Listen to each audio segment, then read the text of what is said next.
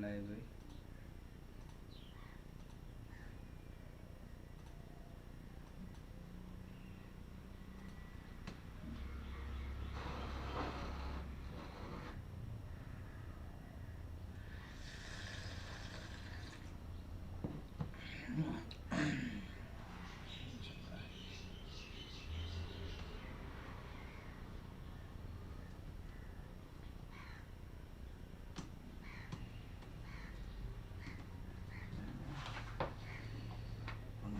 साफै हो अरे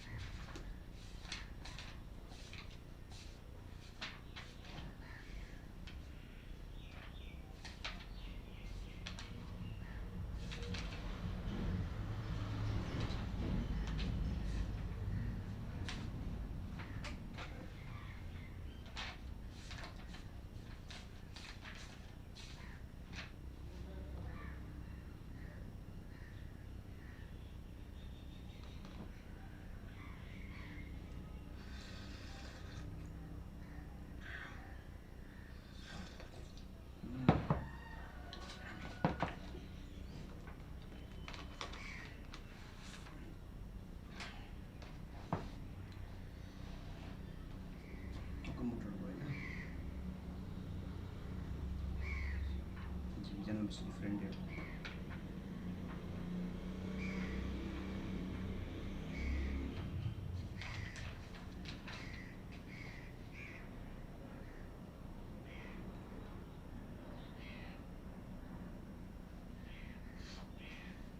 Talking or not?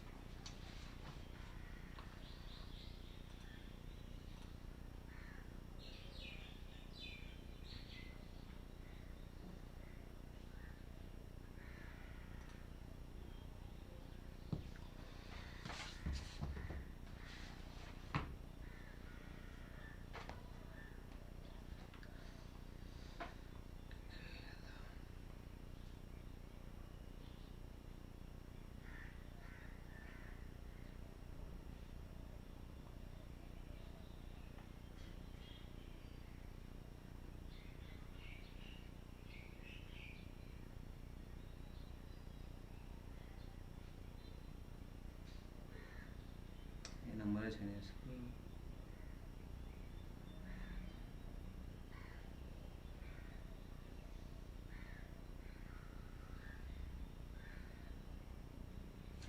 कस्तो बडी कन्ट्रास्ट आएको है वेट है यसमा आइरहेको छ धेरै नआउनु पर्ने वेट अझै कम गरिदिन्छु डार्क नै आउँछ फेरि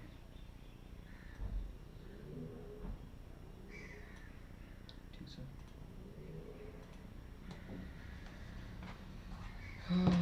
डट कालो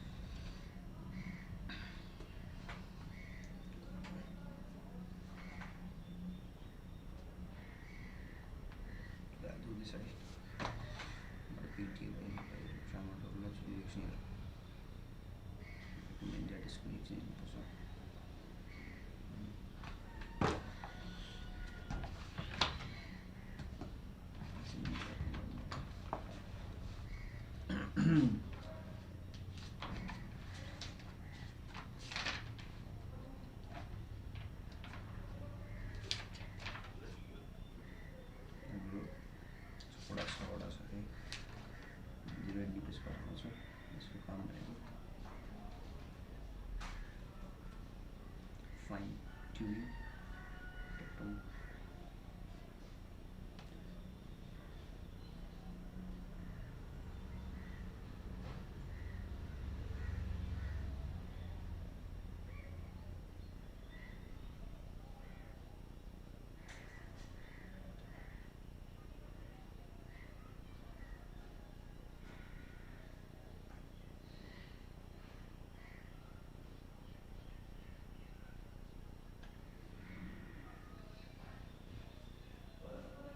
गाइडन खास हजुर छैन त्यतिकै जिस्क्या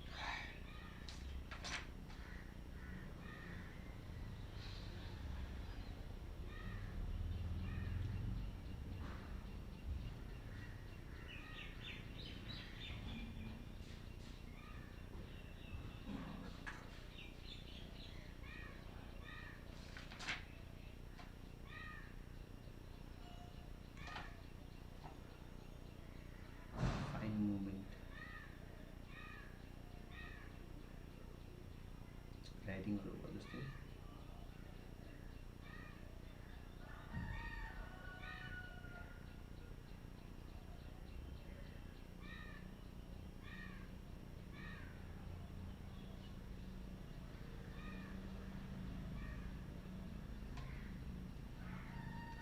भनेछ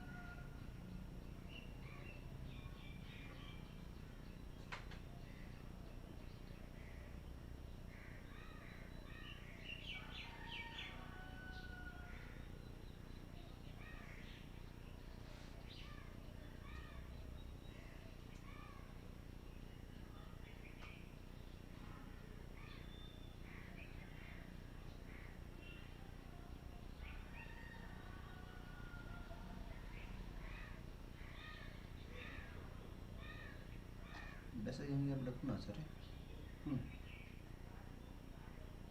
ni pun tak kena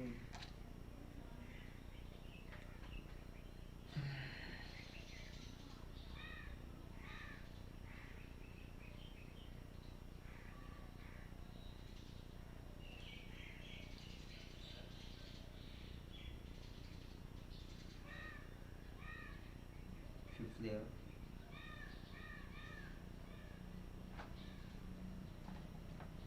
fifth layer to coma input balance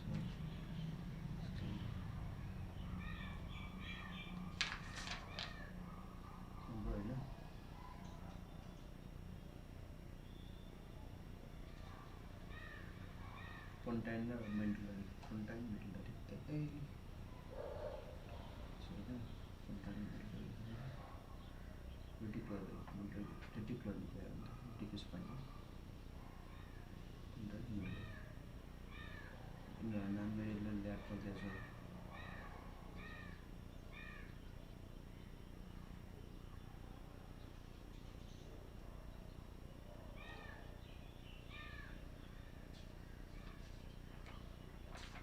critical vestibular spinal.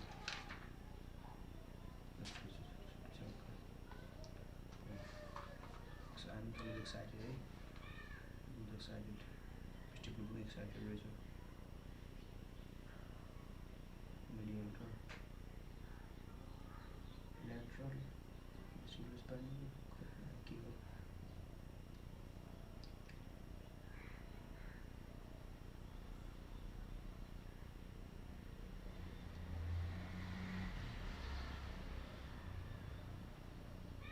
Lateral and medial vestibular spinal. Strong accession is to medial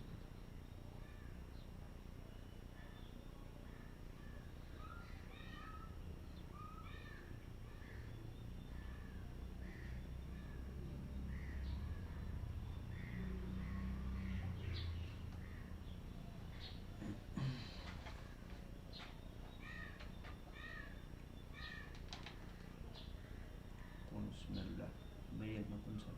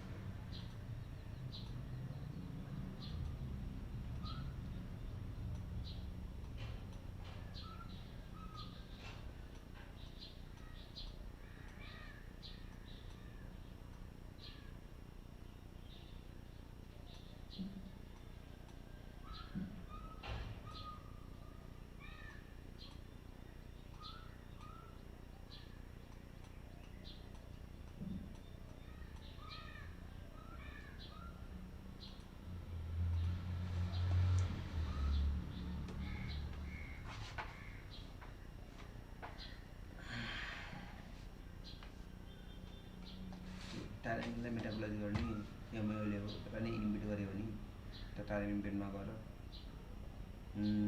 नोरेपिनेफ्रिनलाई के गर्छ डिस्प्लेस गरेपछि अनि हाइपरटेन्सिभ क्राइसिस हुन्छ त्यही this is whole to reaction I guess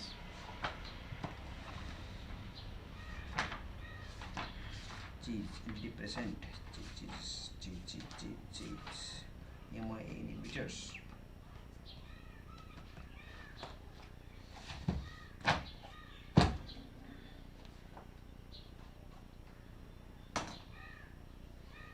Then tramadol.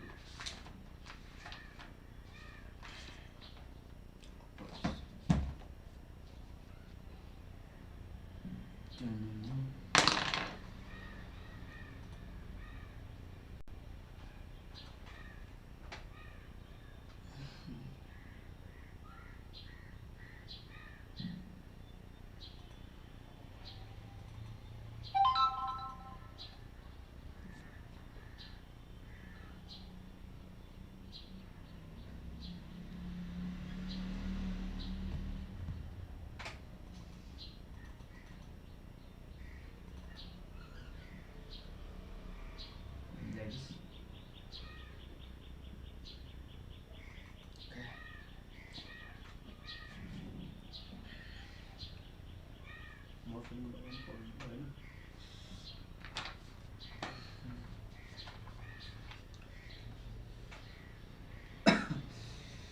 so synthetic opioids natural morphine coordinator.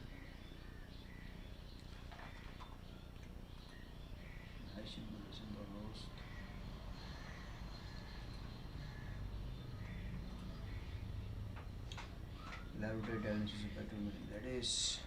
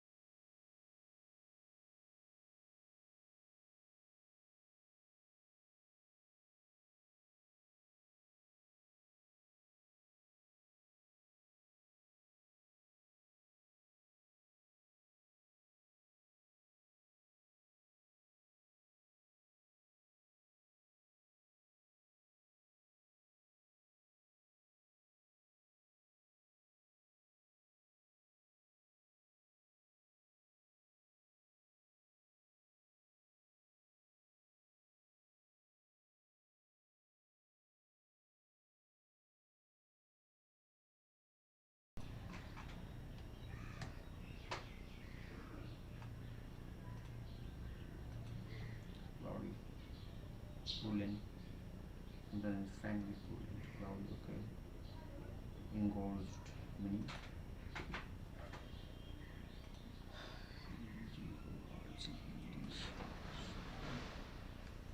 Swell with blood, heat to excess.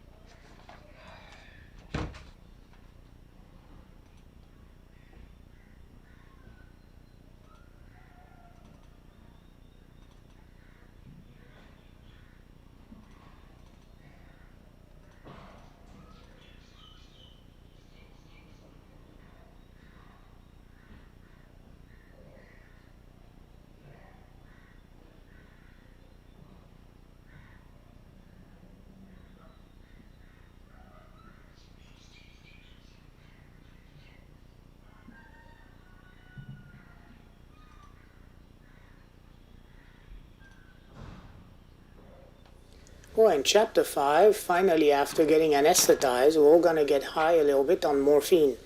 And as we look at opioid analgesics, we're looking at a major tool to combat pain in patients, the use of opiates, and the constant juggling between the respiratory depressant effect of these drugs and their abuse liability. First, as an introduction, let's not forget that opiates work on receptors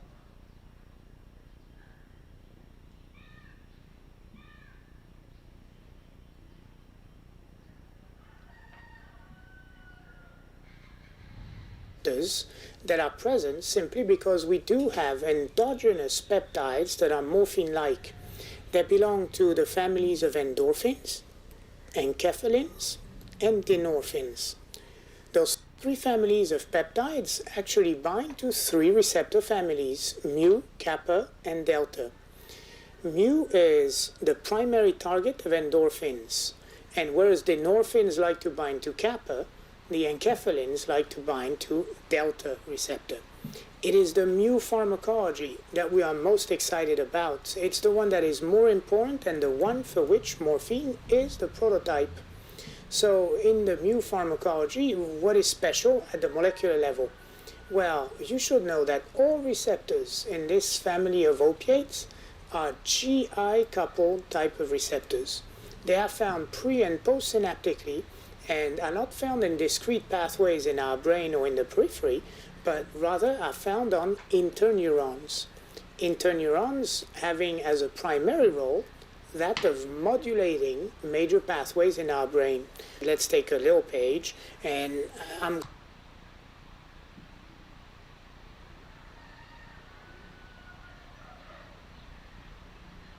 going to give you an idea of how it would work.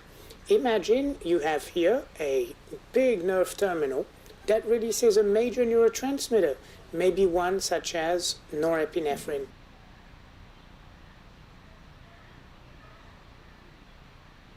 Maybe one such as substance P, which mediates pain, in the dorsal horn of your spinal cord. Maybe one that is never board tested that is called etc. Any of these famous neurotransmitters that you could think of tend to have somewhere some regulation on their synthesis and release. For that matter, you are now imagining a little neuron that actually can release an opiate, such as an endorphin, and this endorphin now binds to a mu receptor that is located presynaptically on the norepinephrine terminal. Well, the stimulation of a mu receptor will stimulate the GI coupling. GI coupling will lower cyclic AMP, decrease phosphorylation, and the net effect will be literally a decreased synthesis and release of any of the major neurotransmission. So imagine really an opiate neuron sits a little bit just like a GABA interneuron. A neuron that we find widely scattered in our brain that controls the activity of other pathways, and it does so negatively. I like the idea of the decreased norepinephrine between you and I. Remind me already, off the top of your head, what is an effect at the level of pupils? Don't we all know those famous pinpoint pupils that opiate addicts present with? Well, if you suppress norepinephrine release, you know as well as I do that parasympathetic becomes predominant and causes the severe constriction of pupils. So norepinephrine actually is a major target of opiate pharmacology, and suppression of norepinephrine will also come and help us understand some of the management of withdrawal later on. So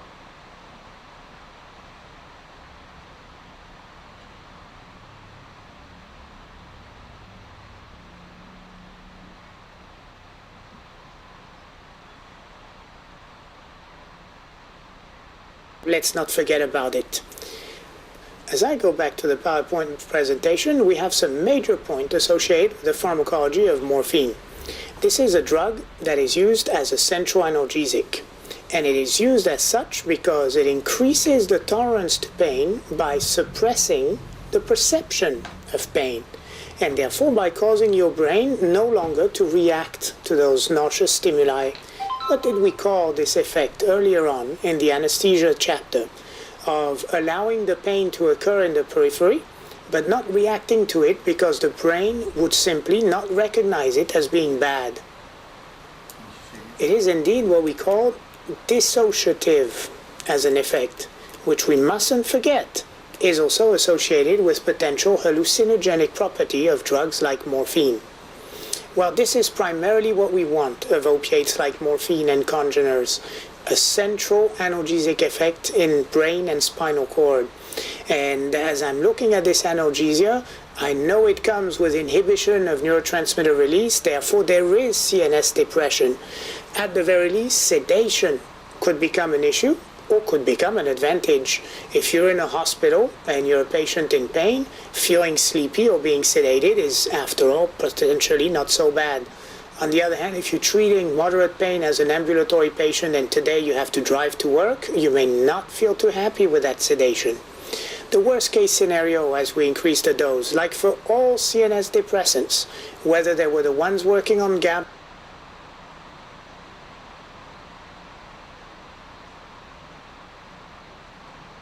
like benzo, barbiturates, the alcohols, whether they were the anesthetic medication, the possibility of respiratory depression. This respiratory depression is an interesting respiratory depression. Let's remember on another little diagram how respiratory centers work when it comes to physiology. Look, there are two centers, aren't they? One's in the medulla, in the brainstem, let's say, that sends PCO2, and another group that sends PO2.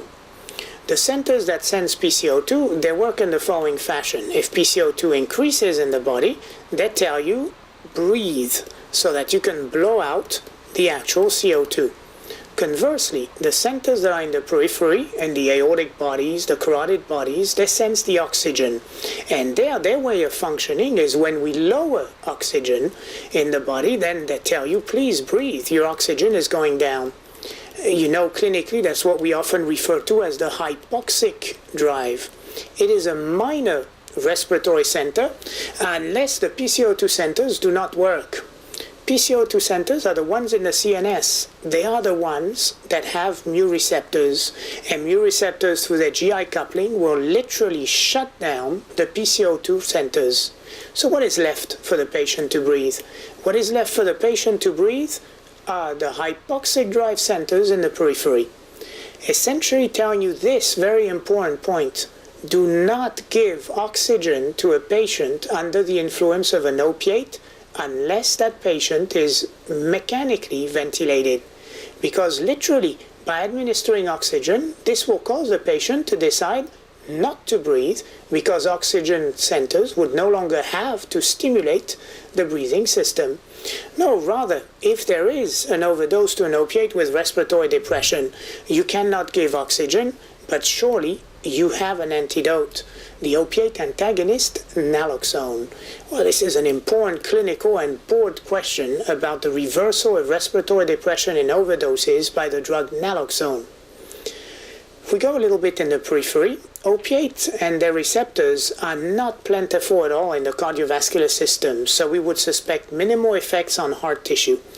But often, and for morphine in particular, through histamine release, a hypersensitivity reaction, through histamine release, there can be significant vasodilation, which is a reason to avoid it in head trauma, because then there could be increased capillary permeability and the potential of increasing intracranial pressure with a classic herniation problem. So overall,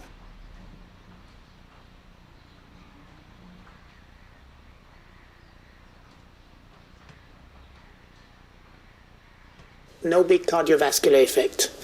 Contrast, in smooth muscle of gastrointestinal, genitourinary, or biliary tract, there is tremendous pharmacology of opiates. It is complex, but overall, this is the way I would think of it.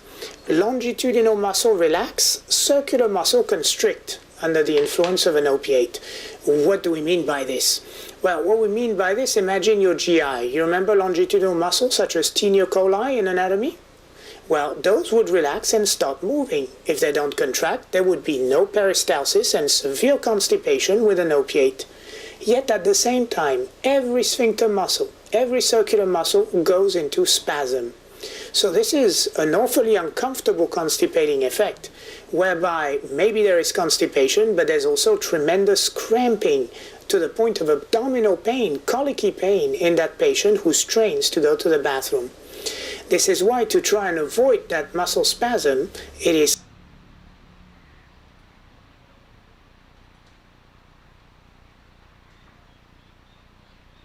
common to see the use of antimuscarinic drugs, drugs such as atropine, given in conjunction with the opiate to prevent the spasm of the GI. You could repeat the same thing in the GU tract with urinary retention in spite of urgency to void, and do so also in the biliary tract. Except here we can even make it a nice clinical story. Imagine that patient with right upper quadrant pain that radiates to the right shoulder, and of course that is excruciating while that patient is also turning yellow. I'm sure you're thinking possibly some liver problems such as gallstones. Well, it is a very painful situation whereby biliary colics, some patients even think they're having a heart attack, it's so painful. Would it be a good idea to give such a patient a morphine-like drug? Well, let's think of it. It will certainly relax the longitudinal muscles of the biliary tract, therefore decrease peristalsis and potential excretion of the stones, which are now more likely to impact the actual ducts. And on top of it, it will cause increased spasm and constriction of sphincter muscles, such as the sphincter of Oddi. So it would decrease the clearance of stones. And by increasing the actual pressure in the biliary tract, possibly through the spasm, result in rupture of the gallbladder and its tract and possible peritonitis. There is no doubt it would not be safe to use a drug such as this one unless at the very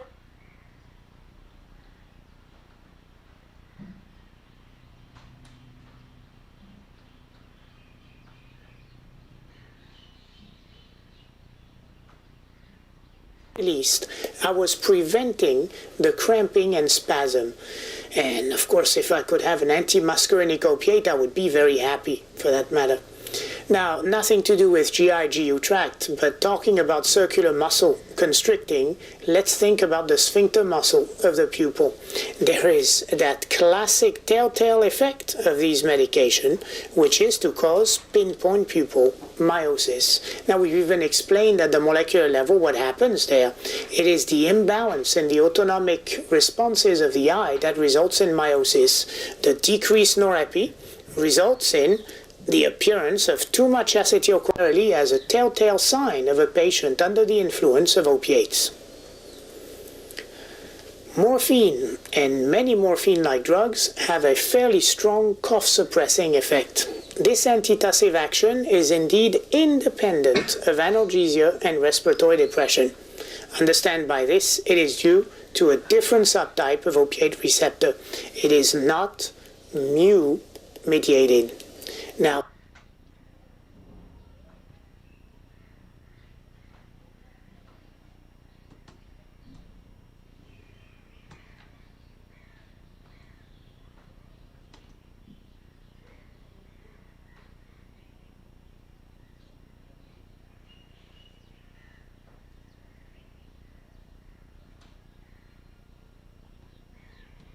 this opens the door for smart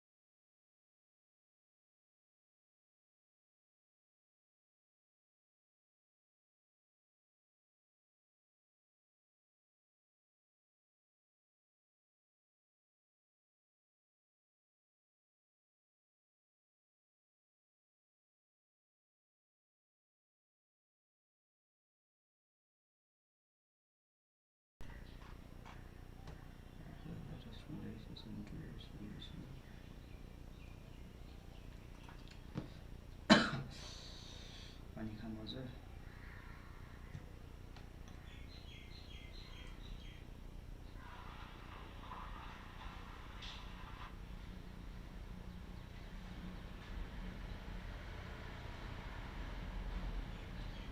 के छैन रे नि त time छैन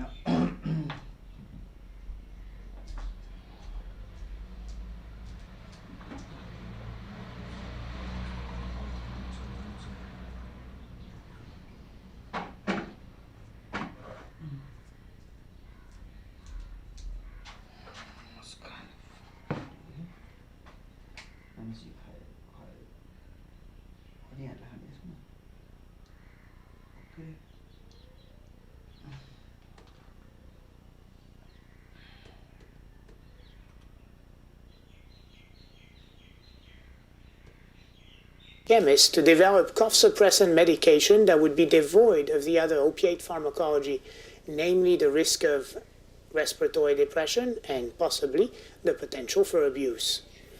Nausea and vomiting is a classic response to morphine-like compound. This stems again not from a mu receptor, but a direct stimulation of the chemoreceptor trigger zone, particularly through dopamine D2 type of receptors.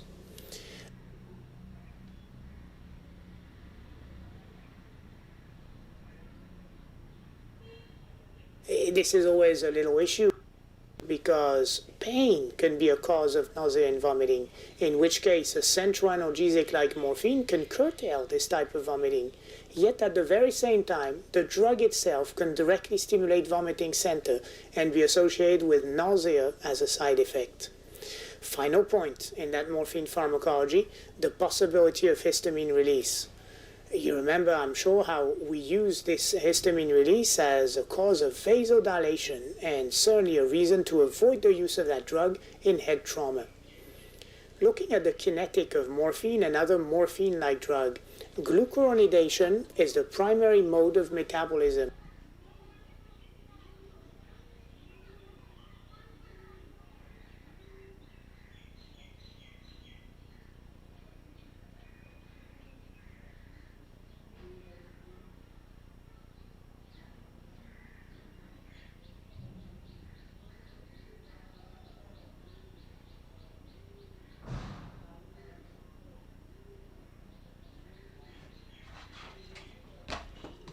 And this conjugation should result in excretion of the conjugate primarily through bile and kidney.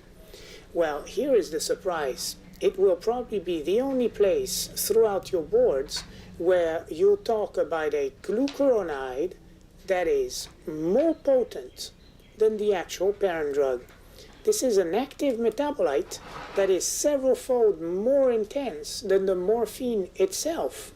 You know, it gives us a little flag here when we're going to ask our laboratories in hospitals or private labs to monitor the levels of morphine in a patient. I would always recommend that you make sure that the results returned to you include not only the morphine, but also its major metabolite, morphine 6 glucuronide. Imagine the case scenario where morphine would be low, but the glucuronide would be elevated thanks to possibly a renal dysfunction in this patient. Then you could actually see life-threatening toxicity not from the parent drug, which might be within therapeutic range, but from the morphine 6 glucuronide. So always ask for both to be measured so as to be safe and avoid respiratory depression. In this table, we try and review other opiates, knowing that some of them will be similar to morphine and others will have unique characteristics. If we start with the full agonist, drugs that are like morphine, well, let's put in there at least two major drugs, meperidine and methadone. Meperidine is also an anti-muscarinic drug. As an anti-muscarinic drug, it will be associated with no meiosis. So this is the only opiate that will not result in pinpoint pupils. As an atropine-like drug, we cannot say it has minimal cardiovascular effect. To the contrary, it has the potential of causing tachycardia, including torsade rhythm. But it has the advantage of causing no spasm of GI, GU, and gallbladder. So as to these situations where patients had severe cramping of the viscera, or the potential issue of biliary colic, it would make the drug meperidine quite relevant. If some of you are from foreign countries, and I'm sure many of you are, just like me, anywhere around the world, we don't call meperidine. We call meperidine pethidine. So let me give it to you here, so that like this you realize what drug we're talking about. A very famous drug that is used around the world as a central analgesic. One of its trade name, for instance, is Demerol. So when I'm looking at meperidine, I need to know it well and contrast it to morphine. Besides the fact that it's the only opiate that is antimuscarinic, its metabolism is unique too. Rather than being conjugated by glucuronidation, this is a medication that is metabolized by cytochrome P450s. P450s result in formation of normeperidine, and normeperidine has a pharmacology. It is a serotonin reuptake inhibitor. It's really an SSRI. And having too much serotonin, which we'll call in the antidepressant serotonin syndrome, can result in life-threatening seizures. So these are points to recall well for meperidine and for question and answers on board exams. For methadone, it's pretty straightforward.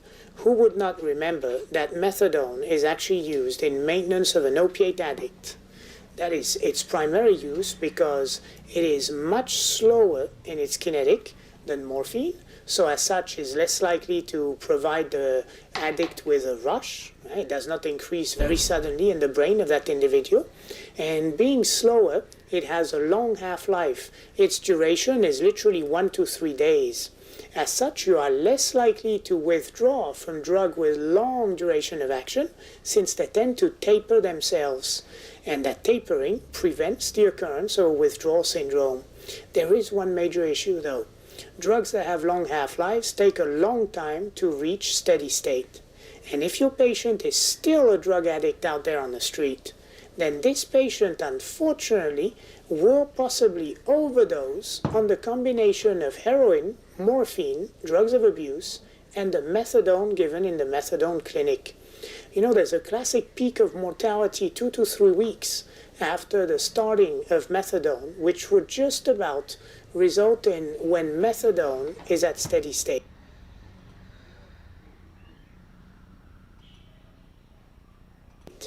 If your patient is used to a certain dose of heroin, they might use that dose thinking, that never caused me any problem, and now unfortunately go into life-threatening respiratory depression.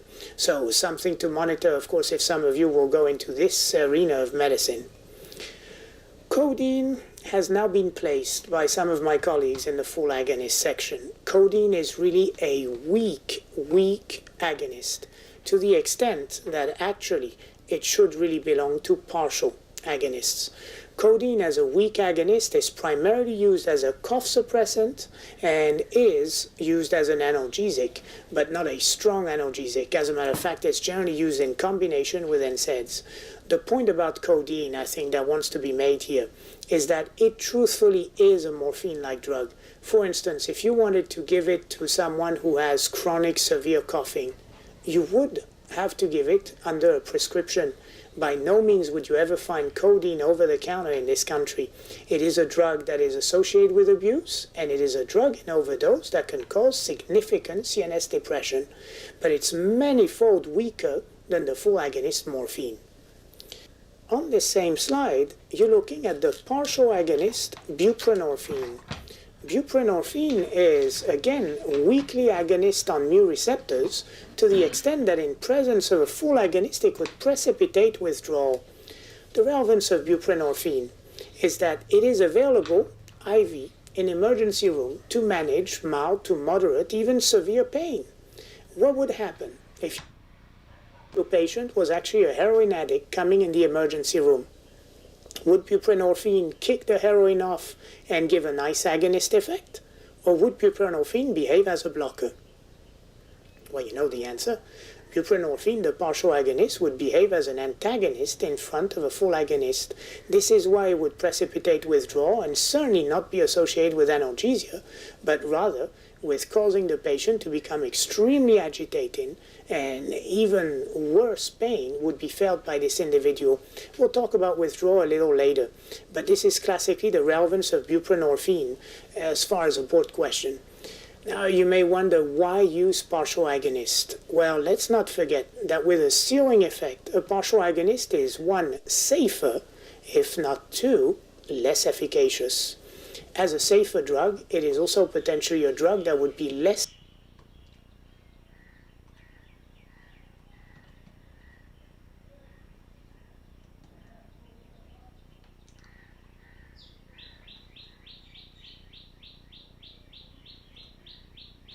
likely abused. Other partial agonist drugs have been placed in a group of their own, the mixed agonists, antagonists. The fact that there's that duality of agonist-antagonist tells you clearly they are partial agonists. But also what it tells you with the word mixed is that they don't only work on mu, they also work on other subtype of opiate receptors. This is your chance for the board with drugs such as nalbuphine and pentazocine to have an ounce of information about kappa receptors and what they do for a living. Kappa receptors and their stimulation is still GI coupled and still affords significant analgesia, particularly spinal analgesia through decreased substance free release. But kappa stimulation has a major difference from mu stimulation. You see, when you tickle kappa receptor, you do not get euphoria and good sensations. You get dysphoria. Dysphoria meaning the patient feels really lousy. The idea of giving a drug that is an analgesic that makes you feel lousy is again to try and avoid the abuse potential of these opiates. Unfortunately, if you were planning on using it in an opiate addict, because it's a partial agonist, it will behave as a blocker of new responses, so making it very impractical, being that theoretically these would be the drugs to use in a heroin user that would actually precipitate withdrawal. A little bit like buprenorphine, really. As far as the last box in this table, let's talk a little bit about the antagonists. Naloxone is the antagonist that is only used IV to reverse respiratory depression. So what's the deal with naltrexone? Naltrexone is not to be confused with naloxone. This is a drug that is given orally and has nothing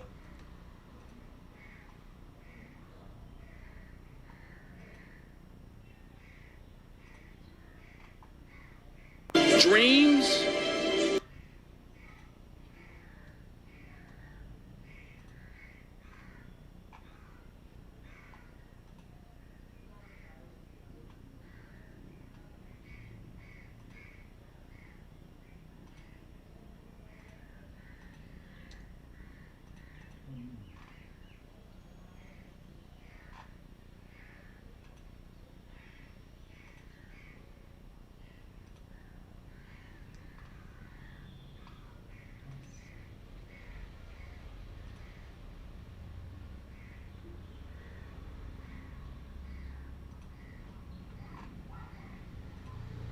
to do with reversal of toxicity. It is used to decrease the craving for alcohol and is also used in the management of opiate addicts. The fact that it's used to decrease craving in alcohol has been a board point, particularly with behavioral sciences. Methyl naltrexone is an analog of this opiate antagonist, which is used primarily to reverse the severe constipation that morphine-like drug can induce in patients. This constipation is really a limiting side effect of those medications, particularly when we try and manage end-stage cancers. These are patients who develop such severe constipation that they may even end up with intestinal obstruction because of the analgesic they receive through infusion pumps. So in that situation, it is quite neat to use an opiate antagonist, which has the point through its methylation of primarily staying in the gut, and as such, not opposing all the systemic effect of the opiate inside the patient's body. So that really it only will work at reversing the constipation. Side effects of all the opiates that are agonists in acute toxicity, a classic triad: the pinpoint pupil, respiratory depression, and coma. It is the fact that a patient is comatose while having pinpoint pupil that is so striking. We expect dilated pupils in people who have respiratory depression and coma. Not so here, except for one drug. Do you remember what the name of the drug is that will not cause pinpoint pupil? Yes, it is meperidine. And why was that?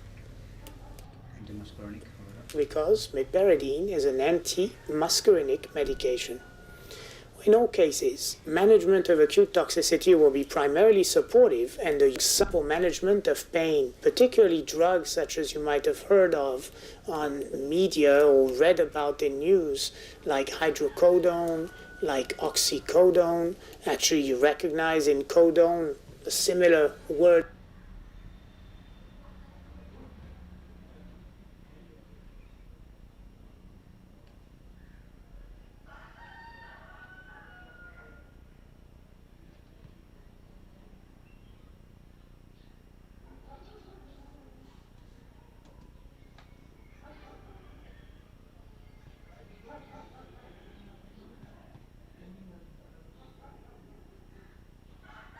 This codeine, and these compounds are very classically used to manage in ambulatory patient pain condition. Problem is that they do have a fairly strong abuse liability, and there is a very thin line between the therapeutic use of the opiate to kill the pain and the actual abuse of an opiate because of its euphoria and addictive liability. That line is unfortunately often crossed by our patients and causes an issue of who is liable for the actual abuse when it occurs under prescription drugs. Well, I'll let you think about this a little bit, but it is known that they are associated with significant tolerance, resulting then in the need of increasing the dosages in order to reach similar type of pharmacology. Between you and I, there is one thing we have a hard time becoming tolerant to. Unfortunately, it's death. So invariably, drug addicts tend to eventually overdose, and overdose to an opiate in a back alley or at home will very much result in a life-threatening situation thanks to the respiratory depression. Well, this tolerance, interestingly, occurs to all effects except meiosis, the pinpoint pupil, and the constipation. If I knew why, I would have published it. Certainly there is all effects except meiosis, the pinpoint pupil, and the constipation. If I knew why, I would have published it. Certainly there is very little understanding as to why certain effects exhibit tolerance and others don't. Certainly also, as medical practitioners, we would be very happy that there is no tolerance to meiosis, since we use that as a feature to recognize the opiate addict. The fact that we don't lose the constipating effect, on the other hand, is not very nice.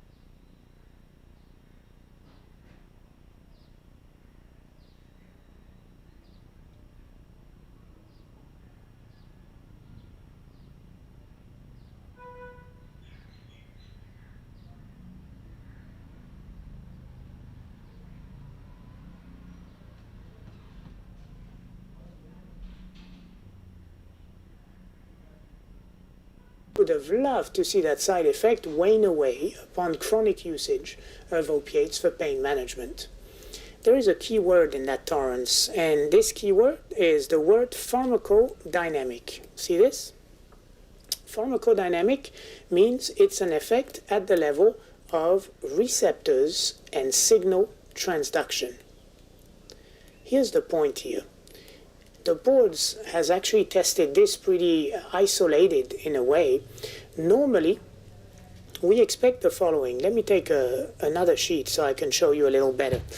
Let's imagine this is a cell with receptors. I'm just going to call it REC for receptor. What tends to happen to receptor if I overstimulate them?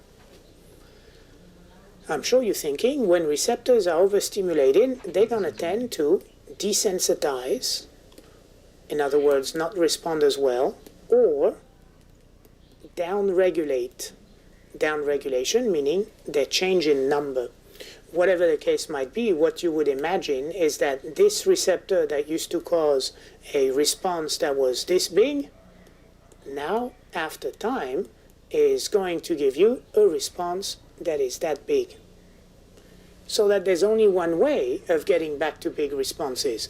We're going to need to take more and more and more and more of the drug to stimulate the receptors, constantly trying to get back to the big response. Well, if that's the classic, and we're all familiar with this, similarly, blockers will tend to cause hypersensitization and upregulation of receptors. There must be a reason why your board is asking about the opiate and its mode of tolerance. And here's why. In opiates, it is not the receptors themselves that change. The mu receptor is not going to desensitize or downregulate. Rather, it is downstream from the receptor, the signal transduction, that will be altered. What was the normal signal transduction of mu receptors? Normal mu signal transduction is GI-mediated, a decreased cyclic AMP. Well, here's why your board is so excited. In the tolerance, what is seen is actually the cells managing to raise their cyclic AMP levels by using other type of G protein coupled receptors on the same cell. So it's an adaptation of the actual neuron that is such that it undoes the effect of a GI coupling from mu receptor. Well, that's what we call pharmacodynamic tolerance, an effect that is actually at the level of responses of the chemical. This is, by the way, to oppose it to what we would call pharmacokinetic tolerance. In pharmacokinetic tolerance, you would have such issues as inducing P450s in order to metabolize the chemical faster. You would have issues of changes in clearance or absorption and so forth. If it's not kinetic, it's dynamic. And dynamic is at the receptor level normally, except for the opiate, it's at the level of cyclic AMP. Let's talk a little bit about the dependence to an opiate. Just like dependence to other drugs of abuse, we describe physical and psychological dependence, therefore an abstinence syndrome and also craving on cessation of the drug. The withdrawal is quite classic once again. Let's imagine this. What was one big neurotransmitter that had been suppressed chronically? Let me go back to another white sheet here. You remember that the chronic opiate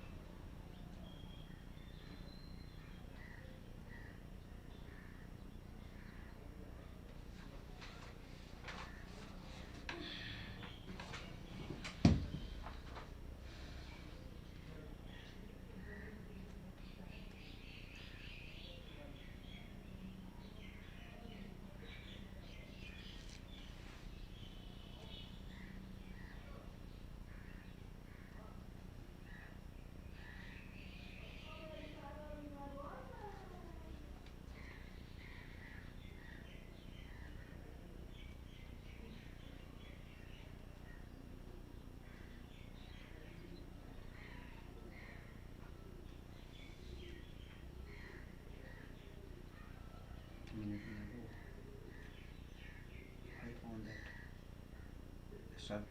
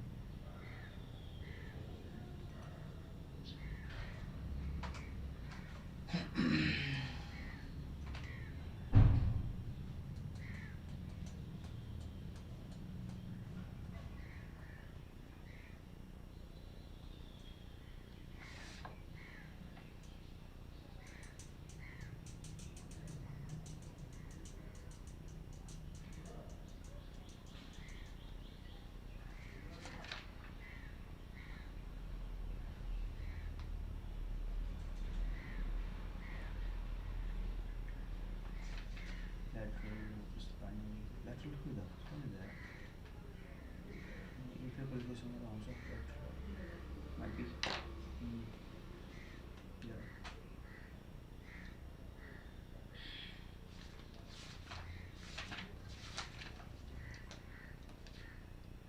Let me discuss corticosteroid.